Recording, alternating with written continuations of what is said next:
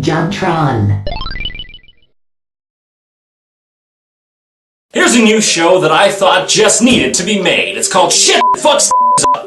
We've all been there. Sometimes you're playing a game and some shit pops up and you're like, God, I hope that's not a recurring theme. But no, it comes back and sometimes it's one of the main gameplay mechanics in the whole game. There are certain things that just make a game frustrating. And sometimes even if you have one petty thing wrong with your game, it'll infect the entire experience and ruin everything. And when you see this, you just have to ask why? Why would you put this in a game where it's supposed to be fun, not a chore? It's times like this where you just have to put your feet down, if you have feet.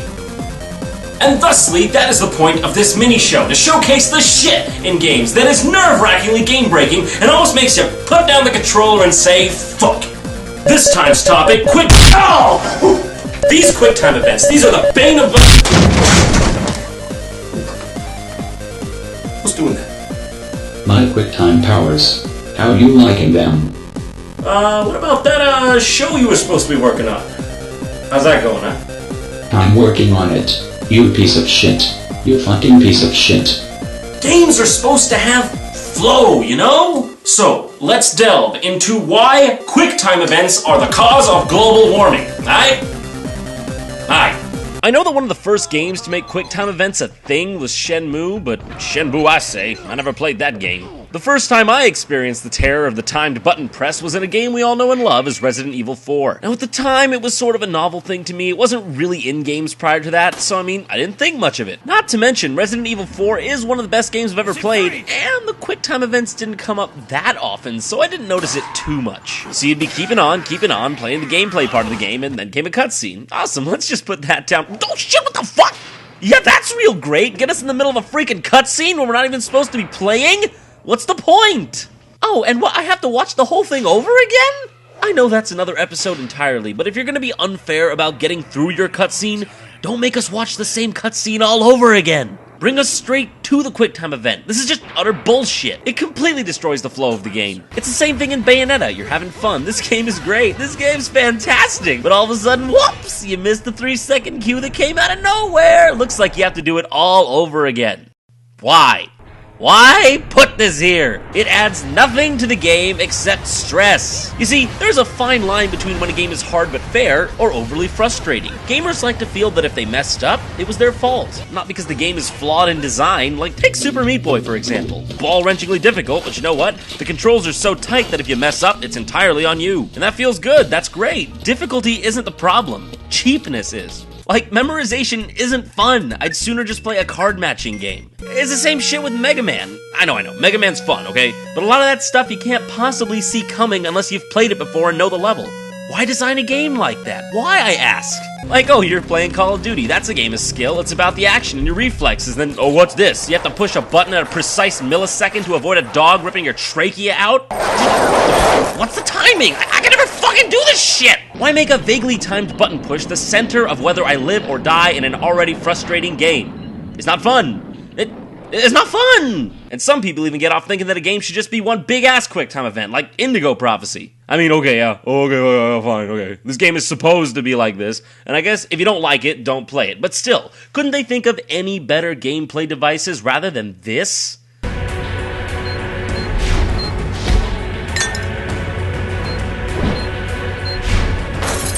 And that brings us to the big daddy of them all, God of War. Yeah, now let me just say, God of War is a great game. The gameplay is great, it's fun, it's fantastic.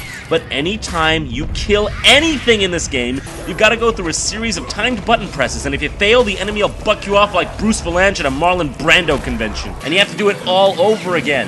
If I wanted to play DDR with a D-pad, I'd fucking just play DDR with the D-pad! This is useless and only adds frustration to an otherwise perfect game series. Some may argue that the button presses where you just have to ravenously tap the button makes you feel like you're actually ripping something open, and that adds to the game.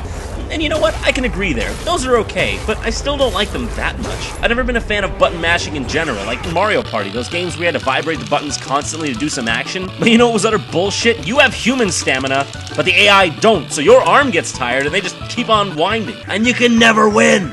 Never! I've just accepted that over the years. I mean, I could never compete with someone who's had as much experience jerking people off as Peach. She's got one hell of a strong arm there, huh?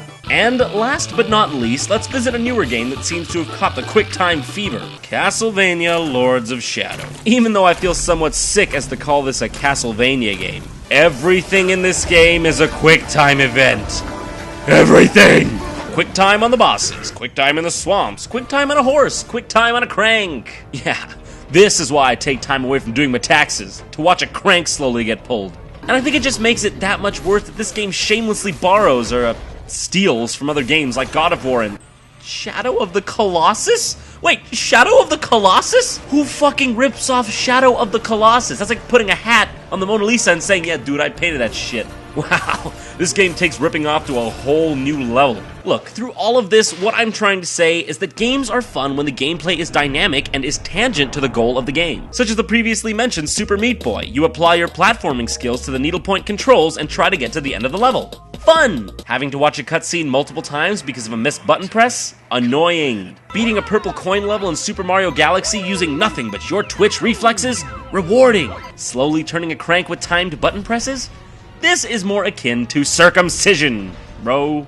Developers, creators, artists, I'm talking directly to you right now. I'm talking to you as a hardcore gamer who only wants what's best for the game industry. QuickTime events. Take them out back and end the problem once and for all with your Winchester, I say. Peace. Go to normalboots.com right now to see a new JonTron original, and if you want to follow us on social networking, go to facebook.com/JonTronShow or twitter.com/JonTronShow.